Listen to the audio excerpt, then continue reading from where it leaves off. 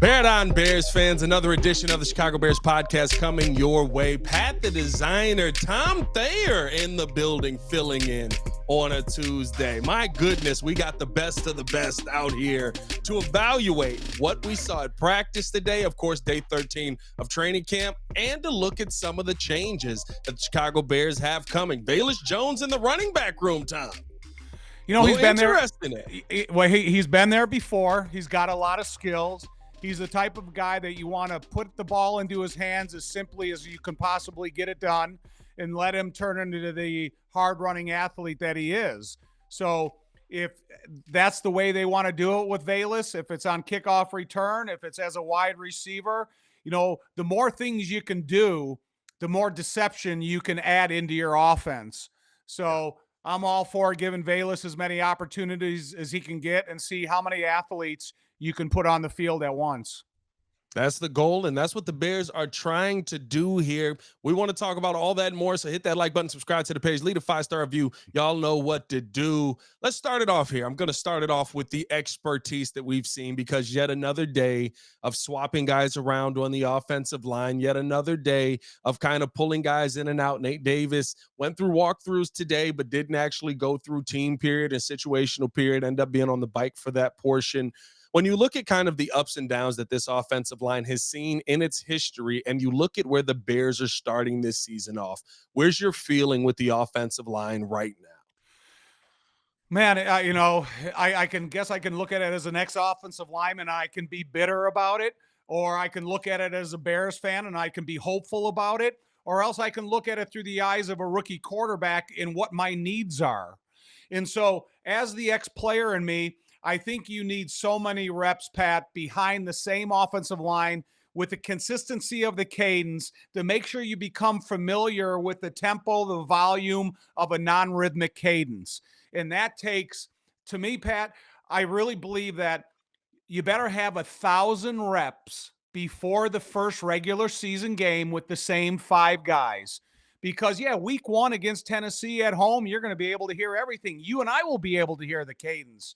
But then again, you go to week 2 down in Houston on a nationally televised game after the season they're coming off of. It's going to be an atmosphere that maybe Caleb has only faced a couple times in his career. And so you need that consistency in the group in front of them to make sure that they understand that tempo of cadence. And then you need that same group of guys in front of them to understand the protections, understand the vulnerabilities of certain protections, so Caleb understands that when he's calling it and while he's calling it. And then Shane Waldron and Chris Morgan, offensive coordinator, offensive line coach, running game coordinator, they need to see what are the strengths and weaknesses of this offensive line when we keep this group together. So there's a lot of unanswered questions, and that is a concern to me, but Chris Morgan has never disappointed me in the past when he's had to put together patchwork offensive lines. They've been able to perform, but they've been so great in the running game the last couple of years. But in 16 of those games in the last couple of years, Justin Fields has led them in rushing. Yeah. And I don't want to see Caleb rushing. I want to see Caleb throwing. Yeah, no, and I think that's where my concern with where this team is at on the O-line, and let me know if you kind of see this. You mentioned 1,000 snaps. There's clearly probably at this point no way we're going to get to that number as we get towards camp, unless all of a sudden everybody magically becomes healthy. But we keep expecting different with the same, or at least a similar group of guys that we've had question marks on for the last 2 years. For some of these guys, the last 3 years. Tevin Jenkins has been the injury concerns. Nate Davis has been the practice concerns. I think you're running back the same scenario with the 2 center positions here that you had with Lucas Patrick and Cody Whitehair, basically by saying, we don't really know which one's going to be the center, but we'll see who's the best at the end of the day. Is that the best way to set up your quarterback's development through this process, or does it feel like maybe the Bears are putting Caleb a little bit behind the 8 ball with how they've handled the offensive line?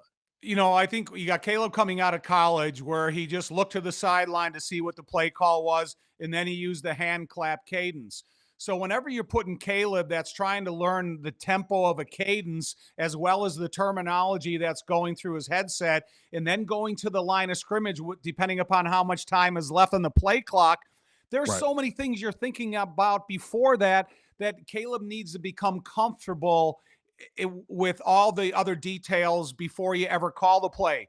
And the best way to become comfortable is looking at the same people in the huddle a majority of your preparation time. So, is it the perfect case scenario? No. However, Ryan Poles, Matt Eberflus, Chris Morgan, Shane Waldron, every one of these assistant coaches, they have to do a serious evaluation of the playing time of the guys that are going to be given. And then they're going to have to put the best five out there. And if that includes some of the names you mentioned, it may. But if it doesn't, if they feel that there's other guys that are playing a good brand of football, maybe you switch a position or two. Maybe that's the case as well. And, nobody, I don't know, Pat, what do you think? Montez Sweat, Jalen Johnson, Kevin Byard, the linebackers, a few guys that are guaranteed their spots, DJ Yeah. Keenan, Cole, so on and so forth, DeAndre. But the competitiveness on the offense and defensive line, where you need competition, but you need consistency, is probably more undetermined positions of any of the two spots. Yeah, I mean, I agree with you. I think that and even how Ryan Post talked about, it's going to be very difficult to make this team. There's a lot of guys who are kind of in their spots and you feel comfortable there, but it is a little bit, for me at least, right? When I look at the offensive line, my concern comes in because I feel like we're having the same concerns as previous seasons, but we're just swapping the quarterback out and we're saying, well, listen, if he goes out there and he throws it like Joe Burrow does, it's like, well, yeah, it's great. Joe Burrow made a Super Bowl. He made an AFC title game. The 2 seasons he was healthy. And the 2 seasons he wasn't healthy, it's because there were guys getting run over. So I agree with you wholeheartedly that I would love to see that offensive line start to get solidified, start to see guys consistently in their spots. I think the guys on the line that right, Darnell Wright, it feels like is your starting right tackle no matter what. Tevin Jenkins feels like he's your starting left guard, barring injury. Braxton Jones feels like he's your starting left tackle. Your two biggest questions right now, and I'd ask you, do you agree with this, is your right guard spot, where we heard Matt Eberflus today, and I don't know if this is him. I don't want to say he's taking a shot, but I think he is setting a standard here of like, listen, just because you were the starter, I don't believe that you can't lose your job because of injury. If somebody plays better and is more consistent at that position, we'll be willing to look at him as a starter. I think that was a little bit of a message personally to Nate Davis of like, hey, look, if Ryan figures it out before you do, he's going to be there. And then, of course, that starting center position where you've had a guy fill in every other day. I think that's got to be immensely difficult for a young quarterback to figure out. I agree 100% with you, but I'm glad that Matt is open to competition. That if Ryan Bates is the best right guard prospect that this team can offer, the strength of this offensive line and a right tackle like Darnell in Coleman Shelton, or there's I got to make sure I say his name, Jerome Carvin, number 63. Yeah. He's a guy. He's playing a really good brand of center, Pat. So I think you also have to consider him and try to feed him a little bit more preseason reps to see if he's a legitimate contender there. But Coleman Shelton is a good football player. And then Ryan Bates is a good football player. To me, he's more built for guard than the limited reps at the NFL level at center that he's had. Right. So, hey, if you can put together and you say, okay, we're trotting out these same five guys from now until week 1 at Tennessee, maybe that benefits Caleb the best. But you also have to take this in consideration. The most favorable pass protections for an offensive line, it's play action pass, it's screens, it's outlet passes to the running back position, and it's quick hitters to the wide receiver position.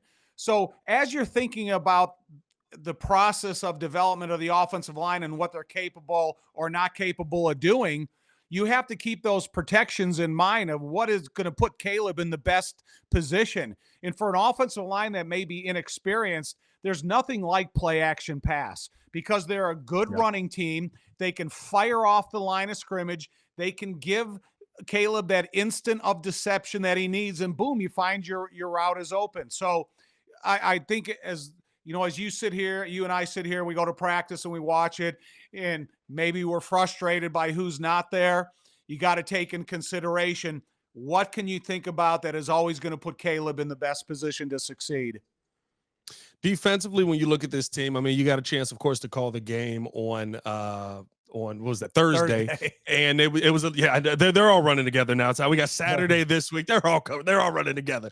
You got a chance to call the game on Thursday. We saw some interesting pieces out there, but we didn't get a chance to see the starters, and I think a lot of it is because of the confidence that everyone's coming in with this starting defense. When you look at this defense right now, I guess let's start in the trenches, right? A guy like Gervon Dexter, we saw him yet again in a day where maybe you're not getting as much because there's not pads on, but a day where he was able to knock down a couple of balls, be able to get his hands up, use that size to his advantage. We talked about the offensive line. Where's your confidence level on this defensive line with guys like Sweat, Dexter, Billings, and of course, DeMarcus Walker? The thing that's encouraging to me is Gervon Dexter has looked as good in pads as he is in non-padded practices.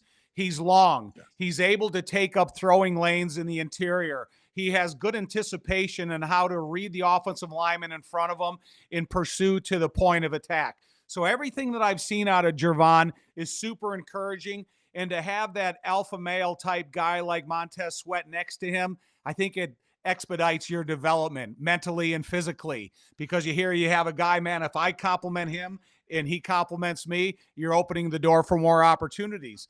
But I'm a big believer, if you're going to go to bat to start a regular season, you better have 6 defensive linemen, because I need a guy that's rotating through the process and, really showing me something. The guy who's come aboard, and since the first day of full padded practices up until now, Austin Booker has this innate ability to rush the passer with deception, strength, and balance. And I think that's one of the things that's most difficult for an offensive lineman when you're playing against a guy with his type of length that has his spin ability, but also has the ability to combo a move if he gets stalemated at the line of scrimmage. And I'm not against, and either is Matt Eberflus, against playing rookies a significant amount of time. Can you move guy, and I'm not losing sight that DeMarcus Walker is still probably the starting defensive end opposite of Montez Sweat. But if you can feed Austin Booker 25 pass rushing snaps on 2nd and long and 3rd and long every game, you're going to speed his learning process tremendously. And then with Andrew Billings and Zach Pickens and let me see, what is my other guy's name? Daniel Hardy, number 92. He had some really good rushes in the game the other night. And, these guys are going to get a lot more reps throughout the preseason. And that group, that cream's got to rise to the top. And the guys that we know of that we expect to see, but like I said, you better have 6, hopefully 7 guys that are game day actives that are all getting involved in the game. You know what I love about Austin Booker too, which I think that he's a great name to bring up from the game, and we saw this, is he's a guy who through his entire career has been a limited snap guy. He has not been the main go-to guy that they want to, you're starting, you're getting out there, go figure it. But he just continues to find his way into the backfield. He continues to, every time he gets an opportunity, make the most of it. We continue to see that today, of course, at practice, where he's able to find his way into the backfield a couple of times. Have you seen a guy like that where it's just like, I'm going to find my way into more reps, more snaps, even if they don't want to give them to me? I'm going to go out there and whatever they give me, I'm taking it. Well, I don't want to speak out of tune for him, but I don't want a robot. I don't want a guy that I got to teach how to pass rush every single move. I want a guy like J.J. Watt, a guy like Aaron Donald, a guy like Bruce Smith in his 2nd year. These guys that have the innate ability to pass rush already. When you get to this level and you start playing against a better line of talent, it's just perfecting your skills. And when I remember the first day of padded practices, Austin Booker had an inside spin move on maybe his first pass rush. And the only thing that kept him from a sack is he kind of tripped up at the end. And that's not a move that you teach. That's a move that you have inside of you. And to me, Bruce Smith, and playing against him, he probably had the best inside spin move of anybody that I've seen. Hall of Famer, leading, career sacker, at the end of his career. And that's the thing about Austin, is you get him eating correctly, you get him in the weight room, you start feeding him the life of an NFL player, and all of a sudden you see these incremental improvements throughout time. I like Richard Dent. Came in here light, got into the weight room, was eating more efficiently, and then he turned into the Hall of Famer that he became. Again, I'm not comparing them, but you see these instances of innate ability that you don't really need to teach them. How do you build the weight up on these guys? You just piling on chicken sandwiches at lunch? Is that how you build him up? Because he's 6'6", 240. I think ideal weight for him. I see a guy who could have a Chase Young type ability, but Chase Young came in 260. He probably needs to add about 20 more pounds. Yeah, I agree. And a lot of that is Jimmy Arthur, the strength coach up there, introduced them to a little bit heavy lifting.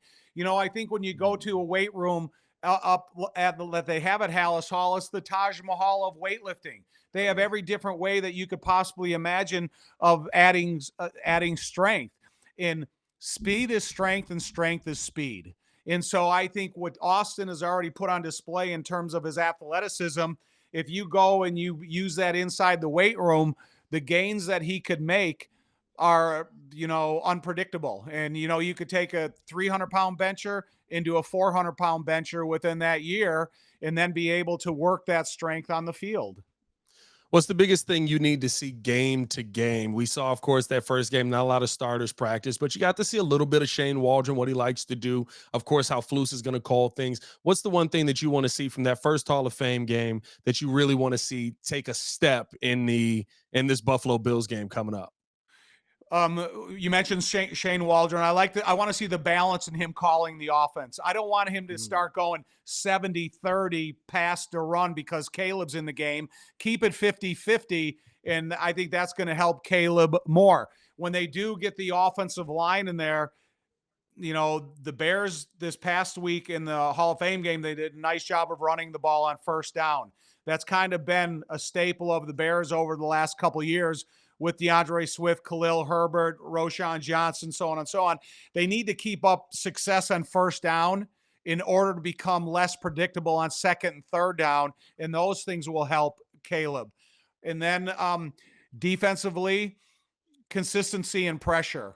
Okay, with the modern day NFL with RPOs and three-step drops, you don't have to come here and give me an unrealistic 72 sacks, but I think they had 25 last year or something. Give me, I need you to approach almost doubling that. And it starts in the preseason. And well, you said it's got to be complemented by every level. I think the linebackers have blitz ability. I think Kyler Gordon and Jaquan Brisker and those guys have blitz ability from the third level, but a majority of it's going to come from that line of scrimmage guys. We're now 13 practices in. What's been your assessment of how Matt Eberflus has set these guys up? Because that was kind of my last question that I had coming out of last season. We left training camp last year and I was like, okay, we did some things. Like there's a lot of confidence, but all right, are we going to see it on the field? And then we lost the first 4 games. Have you seen a growth in Flus, how he's run things? Have you seen him kind of change his approach, or does it feel more of the same to you? No. So I'm not, listen, I love Justin Fields. I like the person Justin Fields. I like the athlete, but the quarterback, the first, second, and third down quarterback, I like Caleb.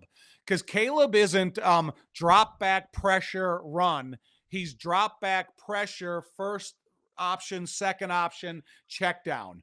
And I think the play of the quarterback position is more efficient right now at this stage of training camp after the 13 practices, you said, that it was at the end of last season.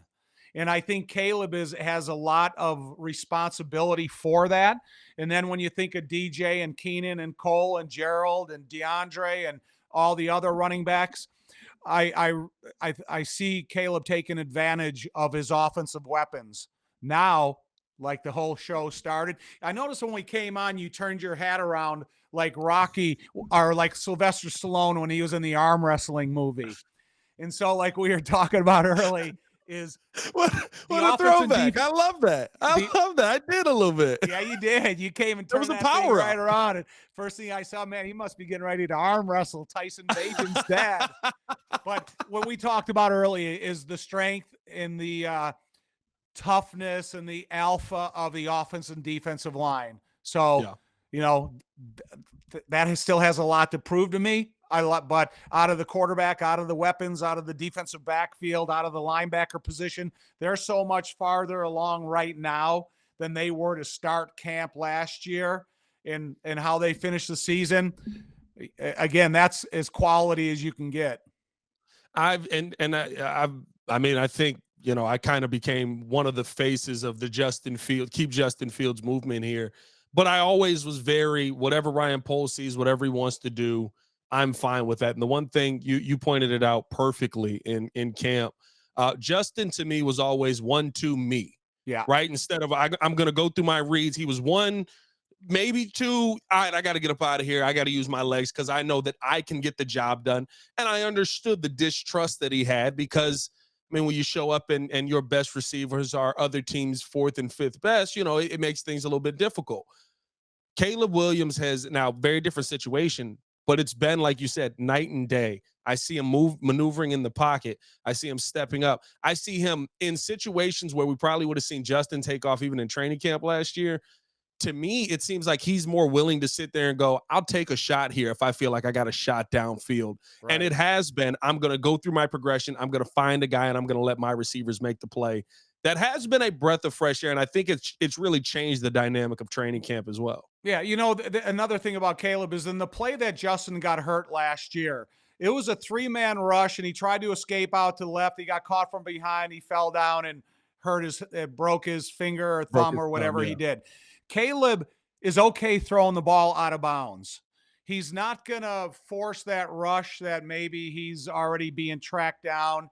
He's not, he's not being reckless with the football.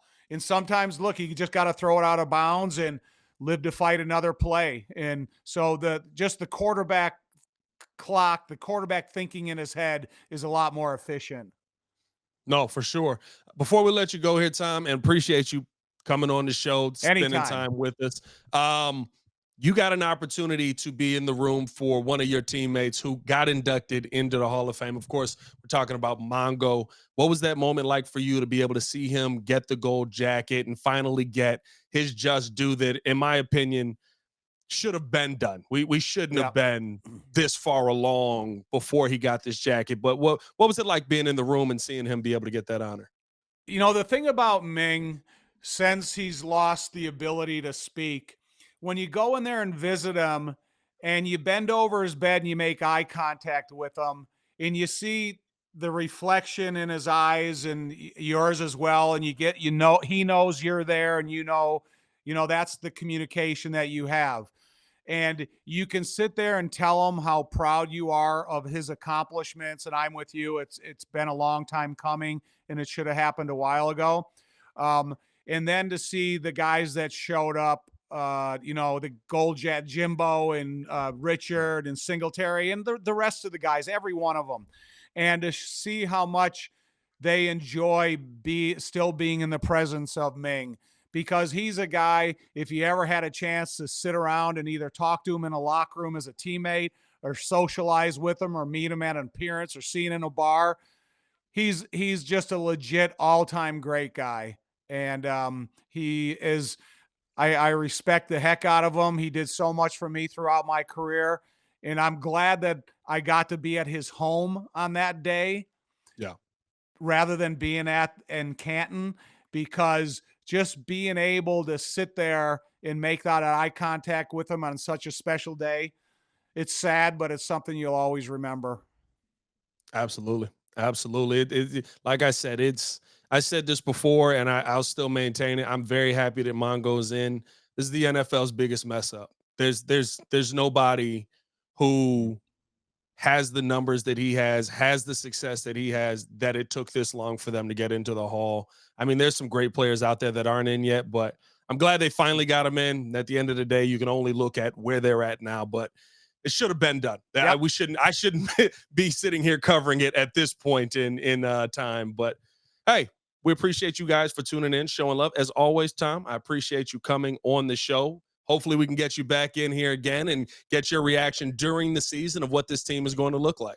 Anytime, Patrick. You know, you got my number. You know how to get a hold of me. I got a new computer just to be able to talk more clearly to you.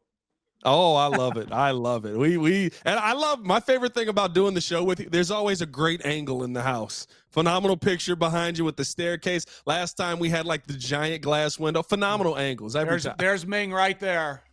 Yeah. That's it. McMichael there. Absolutely love it. Right there. Man. That's what we're shooting for, Pat. You see where my finger is? We need it. Super Bowl trophy, man. Yes, sir. We need it. I'm stressed out here. It's been a long life. Me too.